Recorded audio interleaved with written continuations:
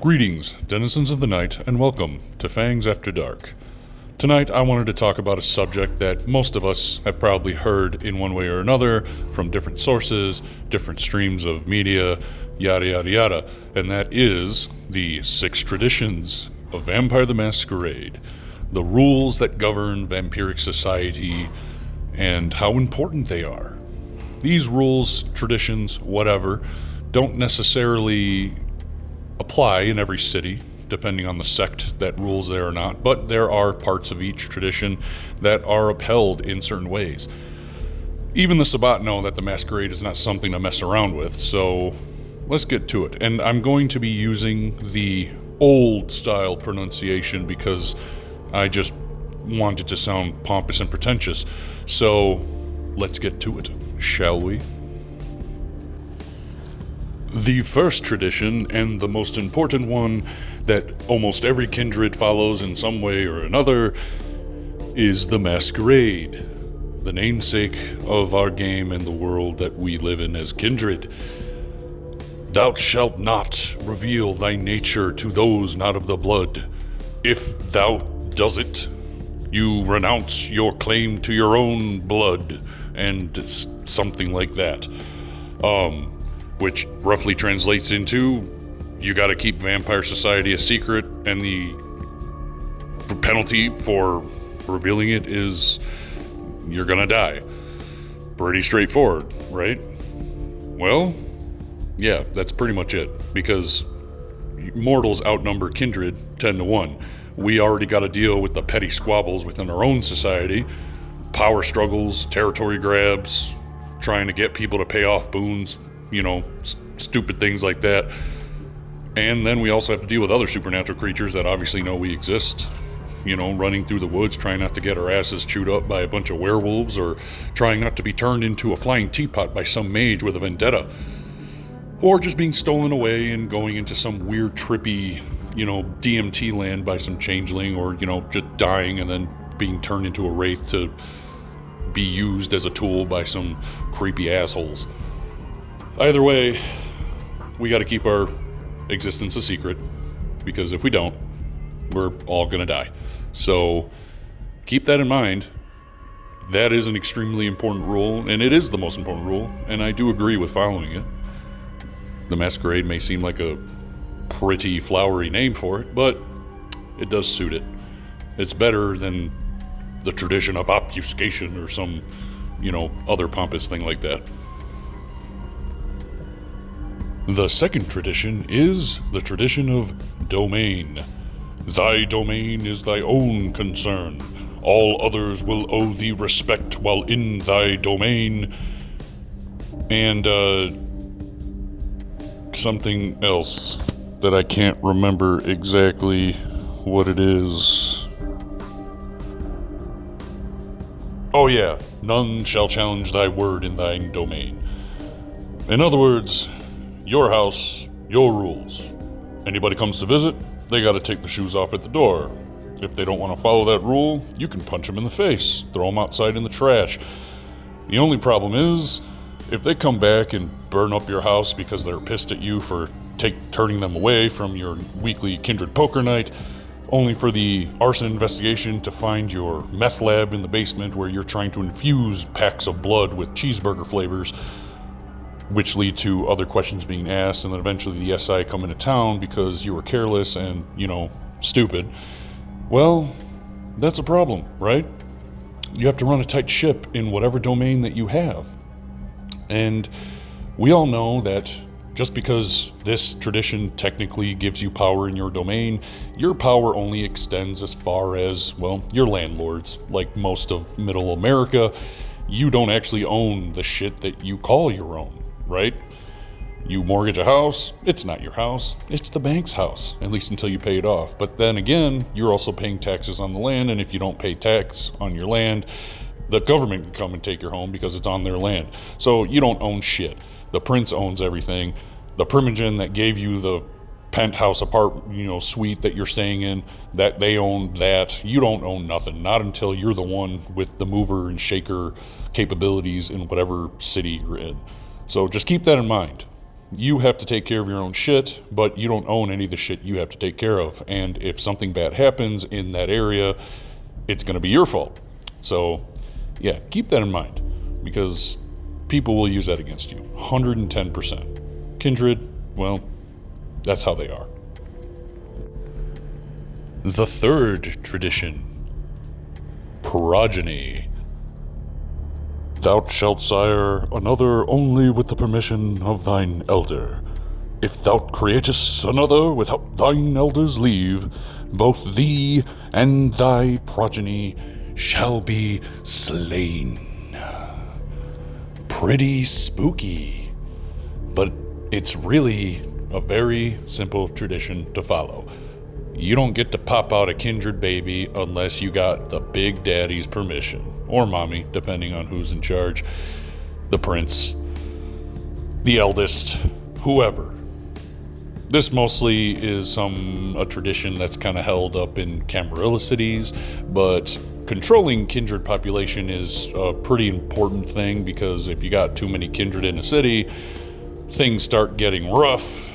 Too many people start getting hurt, disappearing, showing up in hospitals with, blood anemia, and, shit just starts hitting the fan when you got too many bloodsuckers in one spot. So you gotta control that, right? And what's the best way to control that? By telling people that you can't make any or you'll die. They're gonna kill you. It's the best way to control a lot of kindred, because, kindred are, greedy, territorial, violent creatures. And, making a new one it can be a big deal, Obviously, accidents happen, and sometimes new kindred can be created out of some sort of emotional outburst, some sort of freak accident, things like that. And depending on who's in charge, they might take pity on you. They might just be like, oh, that's cool. You made a child without permission. You're an idiot. But I like you, so this new child is going to be mine. I'm going to use them as a tool, and you're going to sit there and watch. It really depends. But generally, I do kind of agree, make sure that you're taking care of the logistics behind creating new kindred. People call in favors to create new kindred. A lot of kindred will make new kindred just to have a tool, like I said, which is pretty fucking shitty, but that's how vampires roll. They're manipulative, shitty creatures. So just remember that when you're making a new baby, it takes two to tango, obviously, but there's always going to be that power dynamic, the dominator. And who knows, if your new child likes you, they might not want to rip your throat out after a while. But either way, that's Progyny.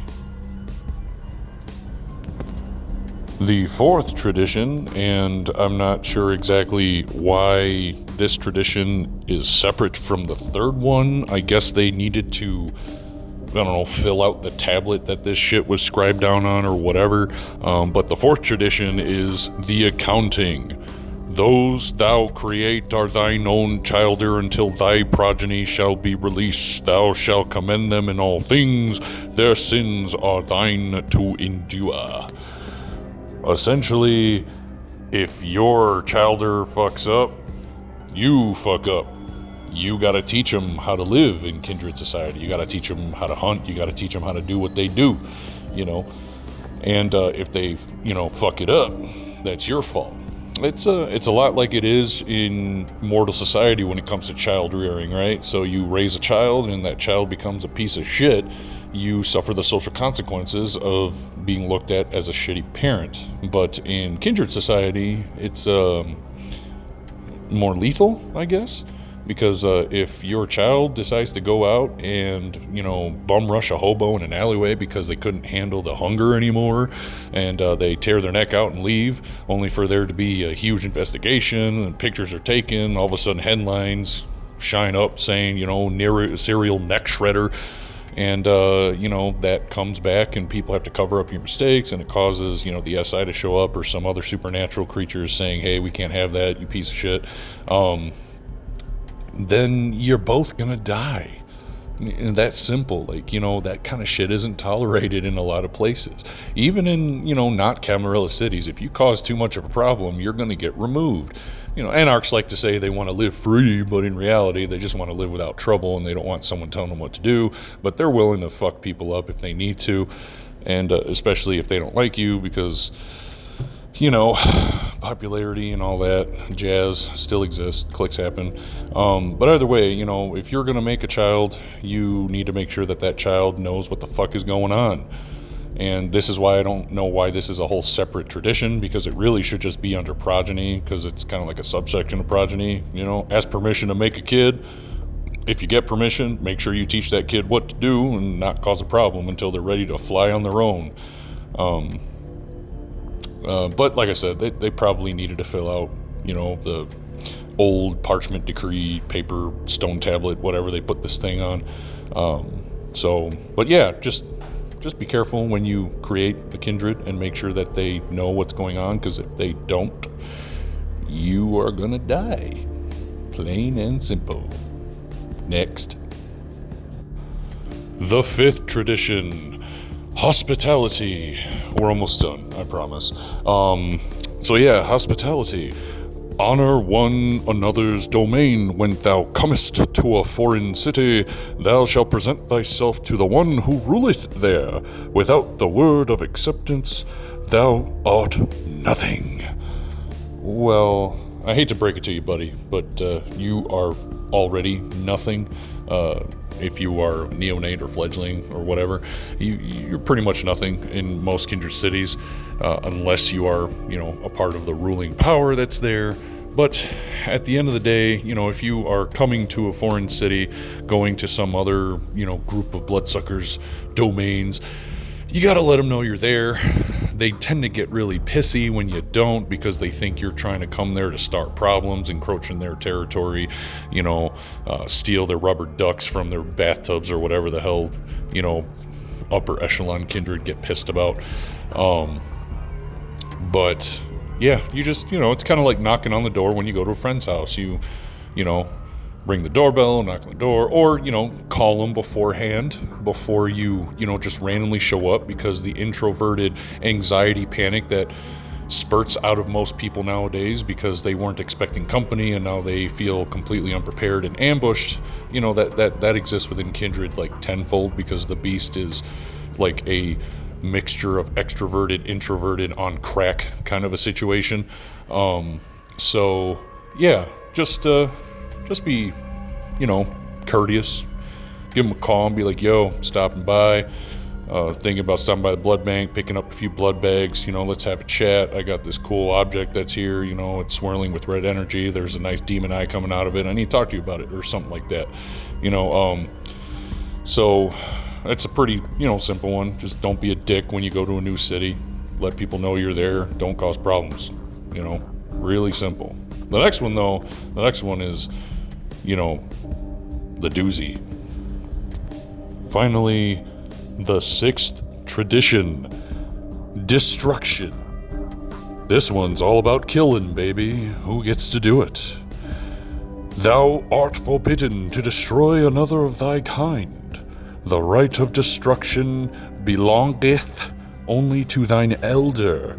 Only the eldest among thee shall call the blood hunt. Only the old ones get to make decisions. Only they get to see who dies and who lives. Only the old guys. Only the doddering old dust farts sitting in their their towers, making decisions for everyone else. Those guys. You can't just go around in cities killing whoever you want when they piss you off. You gotta, there are processes, there's bureaucracy in there, man. You gotta make a motion, you gotta bring it to the table. You gotta be like, look, Johnny Two-Tone down over there in the domain of Backstreet decided he wanted to take one of my touchstones and turn him into a painting, and I'm pissed about it, and I want him to die because he's a piece of shit, and I want to be a bigger piece of shit, or something like that. you gotta talk things out. You gotta bring it to the table. You gotta put it up for a vote, or people just say, nope, you can't do that. Sorry, deal with it. Cry about it, copium, all that shit. Killing. You can't just go around killing. I know that we've all thought about it. I know that we've all wanted to experience that, superpower fantasy that comes with being a blood-sucking creature of the night with superpowers. You wanted to superhero land in front of, your enemies and watch them shaking their boots. And if you haven't thought about it, you're lying to yourself, because we've all thought about it. And, well, there's an order to things. If people would just go around killing each other all the time, it'd be utter chaos. It'd be anarchy. Pause. And in Camarilla cities, or, just cities in general that have a pretty decent amount of leadership that actually know what they're doing, they will have a sort of structure for these things. And like I have said in other traditions, there are plenty of reasons why somebody might want you dead, or, you might do something that could want people to want you dead.